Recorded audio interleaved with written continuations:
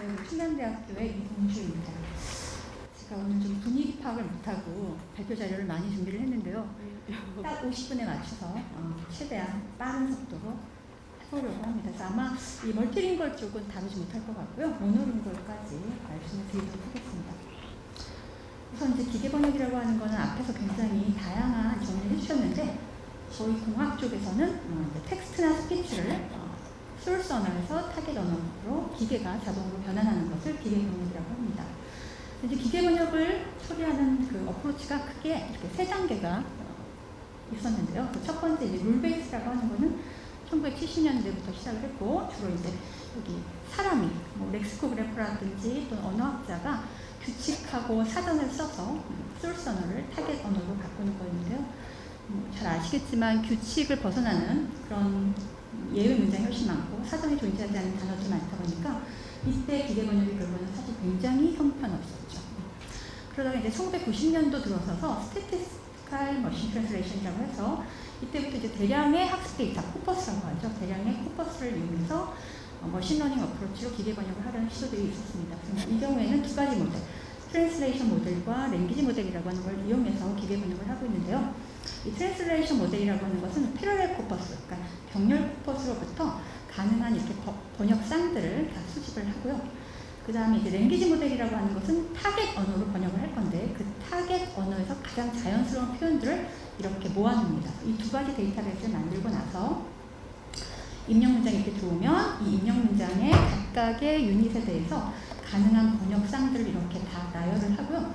자, 랭귀지 모델을 통해서 타겟 언어에서 가장 자연스러운 시퀀스를 찾아내서 이렇게 이제 번역을 하는 이런 방식이 스태티스티컬 머신 트랜슬레이션인데요. 이 경우도 룰 베이스보다는 조금 더 성능이 낮지만 여전히 형편없는 결과를 보이고 있었습니다. 그 다음에 2015년 정도부터 여러분들 잘 아시는 뉴럴 베이스 NNT라고 하죠. 딥러닝 기반의 기계번역 시스템들이 나오기 시작을 했고 이때부터 이제 사람들이 기계번역 시스템 쓸만하다라고 해서 아마 여러분들도 사용을 하고 계시는 걸로 알고 있어요. 그래서 이제 딥러닝 어프로치라고 하면 보통 엔드-투-엔드 모델이라고 하는데 왜 엔드-투-엔드라는 용어를 사용하냐면 기계번역 딥러닝 모델은 보통 블랙박스라는 표현을 사용을 하죠. 이 안에는 잘 모르는데 나는 왼쪽 끝, 즉 입력 끝과 출력 끝만 정의를 하고 이 안에 블랙박스는 네가 알아서 학습을 해봐 라고 하는 어프로치로 엔드-투-엔드 모델이 이제 딥러닝 어프로치로 작용을 합니다.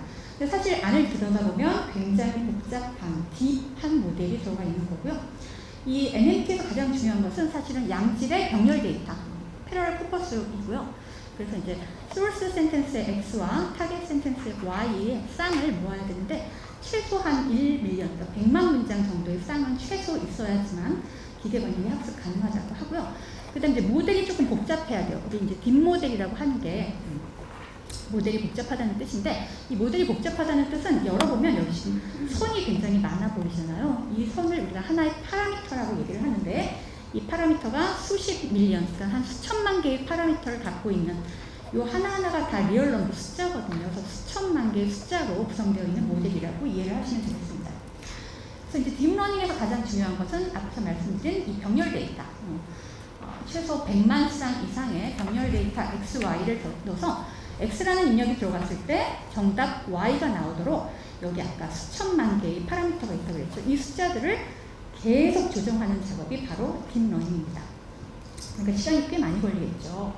그래서 이제 그 NNT 모델을 잠깐 조금 자세히 설명을 드리면 당연히 기계번역이라고 할 때 소스 언어랑 타겟 언어가 다르다 보면 입력 문장과 출력 문장의 길이도 다를 테고요. 그 다음에 이제 언어 간의 순서가 다르기 때문에 워드 오더도 이렇게 바뀌는 이런 현상을 당연히 볼 수 있겠고요. 보통 이렇게 시퀀스, 문장을 처리하거나 시그널을 처리하는 이렇게 순서가 있는 데이터를 처리할 때 제일 많이 사용되어지는 모델이 리커런트 뉴럴 네트워크, RNN이라는 모델입니다. 그런데 RNN이라는 모델이 어떤 특성을 갖고 있냐면 여기 지금 그림을 보시면 더라는 입력이 들어가면 더라고 하는 걸 이렇게 표현을 하고요. 그 다음 단어가 들어가면 앞에 단어와 현재 들어간 단어까지 합해서 어떤 의미를 표현하고요. 한 단계 더 나가면 그 다음 단어를 받아봐서 그 앞에 히스토리와 현재 단어를 컴바인해서 또 어떤 의미를 표현하고요. 이렇게 해서 이제 앞에 히스토리를 다 표현한 마지막 노드는 이 문장 전체에 대한 의미가 이렇게 안에 응축되어지는 이런 구조를 갖고 있는 게 RNN 네트워크의 특징입니다. 근데 이제 보신 것처럼 입력하고 출력의 길이도 다르고 순서도 다르기 때문에 RNN 네트워크 하나만 가지고는 기계 번역을 할 수가 없고요. 보통은 이렇게 입력열과 출력열의 길이가 다르고 순서도 다른 경우는 이런 RNN 네트워크를 두 개를 연결합니다. 앞쪽의 RNN은 입력 문장을 압축을 하고요. 마지막 노드는 이 입력 문장에 대한 의미의 압축이라고 보시면 되고요. 의미의 압축이라는 건 사실은 딥러닝 모델에서 모든 게 다 숫자입니다. 숫자로 표현되어져 한 700개, 한 100개 이상 되는 숫자로 이 입력 문장의 의미를 이렇게 표현을 하고요. 이 표현된 의미를 가지고 가서 이제 출력 문장을 하나하나 생성을 합니다. 그래서 하나씩 한 단어 생성하고 그 단어가 다음 입력으로 들어가서 그 다음 단어 생성하고 그 다음 단어 생성하고 이렇게 스텝 바이 스텝 한 단어씩 생성을 해서 출력 문장을 마지막으로 완성을 하게 되죠. 이게 바로 앞에 있는 RNN을 그래서 이제 입력 문장을 압축하는 압축용의 인코더라고 부르고요. 뒤에 RNN을 출력 문장을 한 단어씩 생성하는 디코더라고 부릅니다. 그래서 기계 번역에서는 NMT에서는 이제 인코더 디코더가 가장 기본적인 모델이고요. 얘를 이제 학습을 시키기 위해서는 아까 말씀드린 병렬 데이터가 제일 중요하고 이 모델은 아까 다 숫자로 구성되어 있다고 그랬잖아요. 그래서 숫자를 처음에는 어떤 숫자가 들어가야 되는지 모르니까 다 랜덤 값으로 초기화를 한 다음에 이제 여기 학습 데이터에 한 쌍이 들어오면 입력 문장이 이렇게 들어갔을 때 출력 문장이 나와야 되는 정답이 여기 존재하고요. 그러면 그냥 이 인코더 디코더한테 네가 알아서 한번 문장을 생성해봐. 그럼 처음에는 굉장히 말도 안 되는 문장을 지금은 이제 예제가 꽤 잘 한 건데요. 처음에는 굉장히 말도 안 되는 문장을 생성하게 될 겁니다. 그러면 우리는 정답값을 알고 있으니까 예측값과 정답값 사이의 그 차이를 오류로 만들어서요. 이 오류를 가지고 다시 이 네트워크를 학습시키는 이게 바로 딥러닝의 가장 기본적인 개념이라고 말씀드릴 수 있겠습니다. 그래서 이제 보시면 인코더 디코더 모델은 이렇게 되고 이렇게 들어보시면 이게 정말 잘 될까라고 하는 의심이 많이 되실 텐데 생각보다는 잘 되고 있고요. 여러분들이 사용하시고 있는 지금 구글이나 파파고의 모델은 지금 그 모델은 전신이 이런 모델이라고 보시면 되고요. 근데 이제 이 부분에서 제일 문제가 되는 게 앞에 입력 문장을 아까 마지막에 어떤 숫자들의 한 100개 정도 되는 숫자들로 압축한다고 했는데 이 압축된 문장, 요 숫자 여러 개를 가지고 출력 문장을 생성을 해야 되거든요. 이제 그러다 보면 인포메이션 바틀렉이라는 문제가 생깁니다. 그러니까 긴 입력 문장이 굉장히 많은 정보가 들어갈 텐데 그 많은 정보를 몇 개의 숫자로만 표현을 해야 되다 보니 이제 인포메이션 바틀렉이라는 문제가 생기고 이걸 해결하기 위해서 이제 개발됐던 게 어텐션이라고 하는 거예요. 이 어텐션이라고 하는 게 개발되면서 NMT가 굉장히 많은 발전을 이루었습니다. 이 어텐션이 해주는 역할은 뭐냐면 입력 문장을 하나의 정보로 압축하지 않고요. 출력 문장을 생성할 때, 즉 번역을 할 때 이 어텐션 레이어한테 물어봅니다. 야, 지금 내가 그라고 하는 단어까지 만들었는데 그 다음 단어를 만들어야 돼. 그 다음 단어를 만들 때 입력 문장에 어디를 주목하면 좋을까라고 해서 이 어텐션 레이어한테 물어보면 어텐션 레이어가 이렇게 알려줍니다. 아, 그럼 베이비. 그래서 그 베이비를 보고 이제 아기는이라는 단어를 만들어내는 거죠. 그 다음 단어는 그 아기는까지 만들었는데 그 다음 단어는 뭘 만들어야 돼? 라고 하면 다시 어텐션 레이어한테 물어보면 이 어텐션 레이어가 이 단어를 알려주고요. 그 단어를 참조해서 적절한 그 번역어를 만들어냅니다. 물론 어텐션 레이어가 자동으로 이렇게 하는 건 아니고요. 이렇게 할 수 있도록 이제 모델을 학습시키게 됩니다. 그래서 이제 어텐션 레이어의 덕분에 인코더 디코더 모델이 굉장히 발전을 이루었게 됐고요.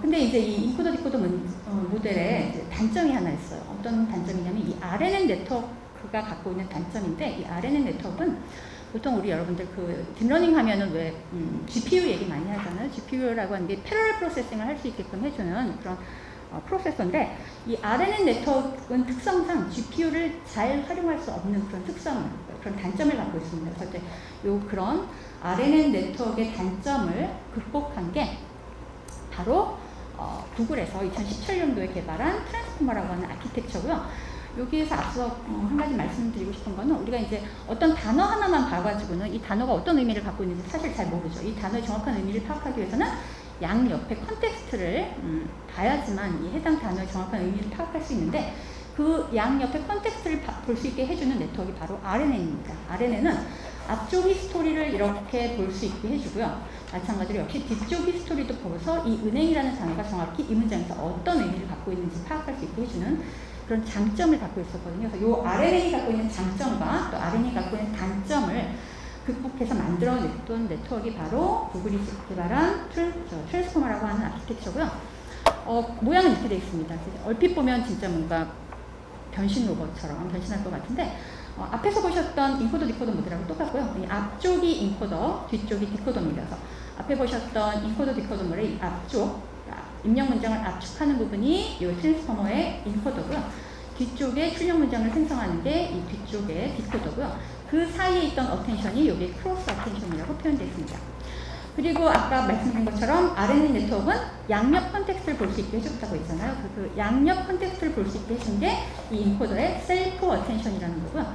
마찬가지로 디코더 쪽에서도 컨텍스트를 볼 수 있게끔 해주는 게 바로 셀프 어텐션입니다. 그래서 지금 트랜스포머라는 아키텍처를 보시면 제일 중요한 게 셀프 어텐션, 크로스 어텐션, 이렇게 어텐션이 가장 중요하게 구성되어 있는 아키텍처이기 때문에 이 구글에서 이 논문을 내면서 논문의 제목이 Attention is all you need였습니다. 어텐션이 제일 중요해 라고 하는 이런 논문을 발표를 했고요. 그래서 이 트랜스포머라고 하는 아키텍처는 인코더 디코더 모델에 거의 표준으로 사용되어 있고 기계 번역뿐만 아니라 거의 전 분야에서 다 사용되고 있어요. 물리, 수학, 뭐 화학, 약학 대부분의 모델에서 대부분의 분야에서 이 트랜스포머라고 하는 아키텍처가 현재 사용이 되고 있습니다. 그래서 이 트랜스포머를 가지고 이제 기계 번역을 한다는 얘기는 입력 문장이 이렇게 들어오면요.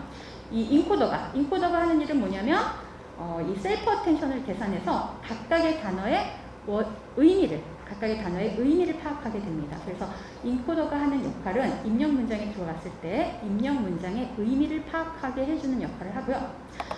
그렇게 돼서 이제 입력 문장의 의미가 파악된 워드들이 이렇게 출력으로 나오면 이 출력된 정보를 가지고 디코더가 여기 중간에 크로스 어텐션이 있다고 그랬잖아요. 그래서 그 크로스 어텐션을 기반으로 한 단어씩 번역을 하게 됩니다. 그래서 처음에 스타트부터 시작하면 이제 어디를 주목할까? 그러면 이렇게 주목해주는 걸 중심으로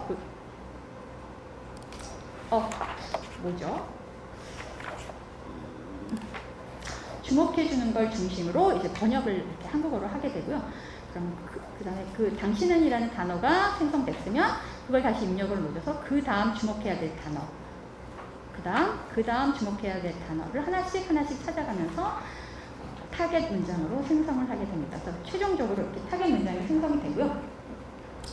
그래서 이제 아까 말씀드린 것처럼 이 NMT 그 유럴 머신 트랜슬레이션에서 가장 중요한 거는 양질의 학습 데이터가 필요하다고 그랬잖아요. 그래서 패러렐 코퍼스는 최소 100만 문장 이상이 필요한데 지금 보시면 굉장히 많은 병렬 데이터가 이미 오픈되어 있고요. 찾아보시면 이런 사이트에 가보시면 병렬 코퍼스들만 이렇게 수집을 해놓은 그런 사이트도 있습니다. 그래서 여기 가보시면 내가 원하는 언어상을 딱 선택하면 해당 언어상에 존재하는 코퍼스를 이렇게 보여주는 그런 사이트도 존재하니까 필요하시면 이런 사이트 참조하셔서 보시면 될 것 같고요. 그 다음에 이제 기계 번역을 하고 나면 평가를 해야 되죠. 이 기계 번역 결과가 좋은지 안 좋은지. 번역의 평가는 사실은 번역가, 휴먼이 사실 해줘야 되는데 이제 그렇게 하기에는 너무나 많은 인력과 시간이 들기 때문에 저희 쪽, 이 공대 쪽에서는 이 번역에 대한 평가를 블루스코어라고 하는 매저로 굉장히 심플한 매저예요. 그래서 어떻게 평가하냐면 여기 이제 정답, 사람이 한 정답 번역이라고 간주를 하고요. 기계 번역 시스템이 두 개가 있다면 두 개가 만들어낸 캔디데이트 1과 캔디데이트 2를 이 정답 문장하고 비교를 합니다. 비교를 할 때 어떻게 하냐면 몇 개의 단어가 중복됐는가, 몇 개의 두 글자짜리, 그러니까 몇 개의 두 단어가 중복됐는가, 몇 개의 세 단어가 연속적으로 중복됐는가. 그래서 유니그램, 바이그램, 트라이그램이라는 표현을 쓰는데 이렇게 유니그램, 바이그램, 트라이그램이 얼마나 중복됐는가를 가지고 평가를 하게 됩니다. 그래서 사실은 의미적인 평가는 아니죠. 얼마나 시퀀스, 스트링이 똑같은가 라고 하는 매저만 가지고 기계 번역 시스템을 평가하고 있습니다. 그걸 이제 우리 블루스코어라고 하고요. 이렇게 하는 이유는 기계적으로 평가를 할 수 있기 때문에 사람이 평가할 때는 굉장히 주관적인 게 많이 들어갈 텐데 이렇게 하면 이제 기계적인 평가를 할 수 있기 때문에 어느 정도 모든 연구자가 이게 정확한 평가는 아닌 거를 알지만 다른 대안이 없는 관계로 이제 블루스코어를 제일 많이 사용을 하고 있습니다. 현재 시스템들의 블루스코어를 한번 보시면요. 이게 이제 영어에서 차이니즈, 독일어, 러시아, 프랑스어로 번역을 한 결과인데요. 지금 여기 보시면 병렬 코퍼스가 2,500만 센텐스, 여기 이제 4,000만 개가 되는 센텐스를 가지고 병렬 코퍼스를 만들어서 학습을 시킨 결과로 이 경우에는 한 블루스코어가 30을 다 넘기는 그런 결과를 보실 수 있고요. 로우 리소스, 그러니까 병렬 코퍼스가 많지 않다는 뜻이에요. 그래서 이제 이 경우에 보시면 한국어랑 영어 사이에, 사실 한국어랑 영어 사이에는 병렬 코퍼스가 이미 많이 존재하는데 여기 이제 20만 문장 쌍 가지고 했던 결과가 블루스코어가 약 24, 그러니까 20을 조금 넘기는 그런 결과들을 살펴보실 수 있습니다. 이게 이제 최근에 나온 커런트 스테이트 오브 더 아트라고 보시면 될 것 같습니다. 그래서 이제 기계번역 모델은 이렇게 기본적으로 말씀을 드렸고요. 그 다음 이제 기계번역뿐만 아니라 자연언어 처리에서 획기적인 성능의 그 향상을 만들었던 게 2018년도 역시 구글에서 발표한 버트라고 하는 모델입니다. 이 버트라고 하는 모델은 프리-트레이닝 모델인데요. 버트는 뭐에 약자냐면 Bidirectional Encoder Representation from Transformer, 아까 보셨던 트랜스포머 아키텍처의 앞부분 인코더를 먼저 학습을 시킵니다. 프리-트레이닝. 그래서 우리 사실 번역을 하기 위해서는 각각의 언어를 먼저 잘 알아야지만 그 다음에 두 언어 사이 번역이 가능하잖아요. 같은 개념으로 먼저 뭘 공부시키냐면 소스 언어 자체만 공부시키고 타겟 언어 자체만 공부를 시킨 다음에 그 모델을 가져다가 병렬 데이터를 가지고 번역을 공부시키자, 이런 개념입니다. 그래서 이제 그러면 소스 언어를 어떻게 공부시킬까, 타겟 언어를 어떻게 공부시킬까라고 하는 아이디어가 필요했는데, 어떻게 하냐면 이제 초등학교 문제에서도 선생님이 이 학생이 그 문장의 의미를 파악했는지 안 파악했는지 이런 시험 문제 많이 되죠. 밑줄 치고 여기 빈칸 채우기. 그래서 이제 이 인코더를 이렇게 빈칸 채우기 문제를 학습을 시킵니다. 그래서 문장이 주어지고 한 칸을 비운 다음에 이 칸에 어떤 단어가 들어가는 게 가장 적합한지를 모델이 맞추도록 학습을 시킵니다. 그래서 이거를 우리가 매스크드 랭귀지 모델이라고 하거든요. 그래서 양쪽 컨텍스트를 다 반영을 한 다음에 고려를 해서 해당 단어를 맞추는 문제로 인코더를 학습시키고요. 디코더 같은 경우에는 앞쪽 컨텍스트만 주어집니다. 앞쪽 컨텍스트만 주고 다음 단어를 맞추는 문제. 이걸 이제 우리 랭귀지 모델이라고 해요. 그래서 인코더는 매스크드 랭귀지 모델, 그다음 디코더는 랭귀지 모델로 각자의 언어만 학습을 시킵니다. 그래서 단어라고 하는 걸, 단어의 의미를 한번 표현해 보세요 라고 이제 질문을 한다면 사실 굉장히 애매한 질문인데, 보통 우리 저희 NLP 자연언어 처리하시는 분들은 단어의 의미는 그 단어 주변에 나타나는 단어로 해당 단어의 의미를 표현하자 라고 해서 이런 의미는 이제 요 언어학자가 말씀을 하셨다고 하는데, 그래서 이제 대량의 코퍼스에서 자동차라는 단어를 보면 그 자동차 주변에 나오는 단어들 이렇게 모아볼 수 있겠죠. 그러면 자동차를 여기 주변 단어로 표현하자는 뜻이에요.